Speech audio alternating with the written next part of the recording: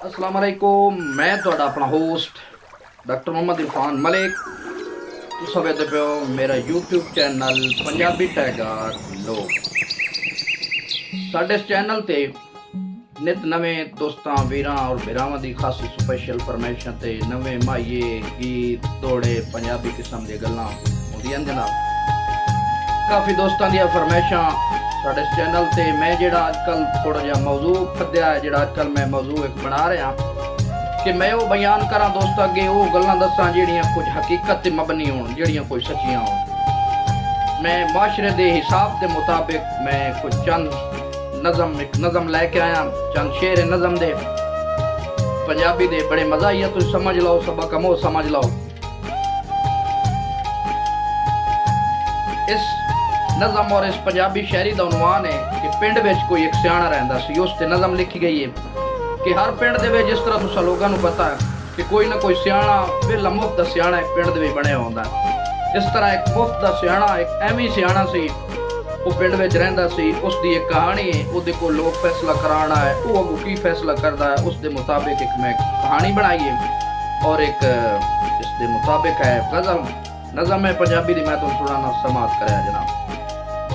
बड़ा ही सियाणा सी एक पिंड विच रहिंदा सी, बड़ा ही सियाणा चौधरी एक पिंड विच रहिंदा सी। सारे लोग मनदे सी जो वो कहंदा सी, बंदियां दा कोल वाहवा आना जाना सी, गर्ज के पिंड विच वाहवा ही सियाणा सी।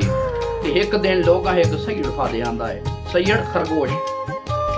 एक दिन लोगां एक सैयद फाद आंदा है, पता नहीं किसे नूं नां की सदांदा है। सियाणे कोल आ गए बंदे 10-20 आ, दिन चौधरी ये जानवर की आ। सियाणे वेख खरगोश नूं बड़ा खुश होया है। वो सियाणा जिहड़ा चौधरी सी ना, सियाणा वेख खरगोश नूं बड़ा खुश होया है। पहला वेख हस पिया, फिर थोड़ा जिहा रोया है। छेती नाल कीती फिर उठ के खलोण दी, छेती नाल कीती फिर उठ के खलोण दी। वजह पुछी लोगां ने हसण ते रोण दी। उन्हां कोल सुन के सियाणे ए फरमाया ए रोण सिर्फ मैनू इस गल उत्ते आया है। हुण गल जरा सुनिया सियाणा की आदा वो आदा है भी उन्हां कोल सुन के सियाणे फरमाया है रोण सिर्फ मैनू इस गल उत्ते आया है। तुहाडे विचों मेरे जिहा सियाणा जदों मरेगा इहो जिहियां गल्लां तुहानूं कौन दस्सिया करेगा। ते जानवर वेख के हस्सिया मैं तां वां, इस जानवर नूं वेख के हस्सिया मैं तां वां, मैनू भी सी नहीं पता इहदा नां की वां।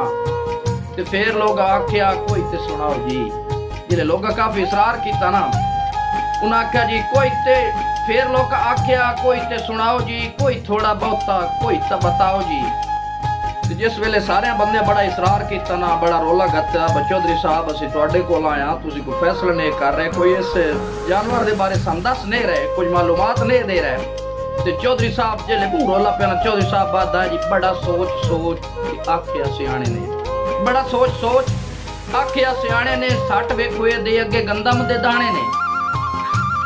बड़ा सोच आखे उस सियाणे ने, सट वेखोए दे अगे गंदम दे दाने ने। आखिर इस गल उत्ते फैसला है मेरा है, दाने चुग लवे ते फिर ये बटेरा है।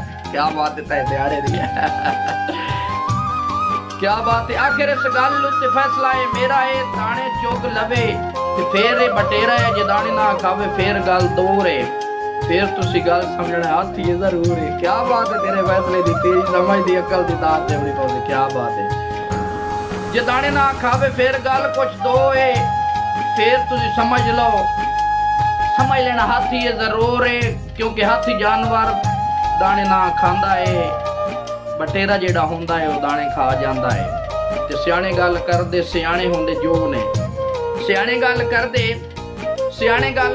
सियाणे हुंदे जो है। कहण लगा दुनिया ते जानवर दो है, केड़े केड़े दाने ना खावे जेड़ा हुंदा वो हाथी है, दाने ना जेड़ा खावे हुंदा वो हाथी है। दाने जो खा जाए बटेरे दा वो साथी है, दाने जो खा जावे बटेरे दा वो साथी है। ऐसी जनाब दोस्तों ते वीरों एक पंजाबी दी नज़म मेरे यूट्यूब चैनल नूं पंजाबी टाइगर लोग नूं सबसक्राइब भी कराया और ये वीडियो आखिर तक देखनी है जनाब। ते वीडियो वेख के इसनूं लाइक भी करना, दोस्तों नाल शेयर भी करना और कमेंट्स करके दसना है कि तुहानूं मेरी जिहड़ी शायरी है, तुहानूं मेरी जिहड़ी नज़मां ने तुहानूं किस तरह जनाब लगदियां ने। इस वास्ते शुक्रिया मैं अपने दोस्तों का जिहड़े लोग मेरे नाल इतनी मुहब्बत करेंदे ने और मेरे चैनल नूं वेख के मेरी नज़मां नूं सुन के मेरे दोड़ियां नूं सुन के मेरी वीडियो नूं वेख के लाइक ते शेयर और कमेंट्स करेंदे ने। शुक्रिया।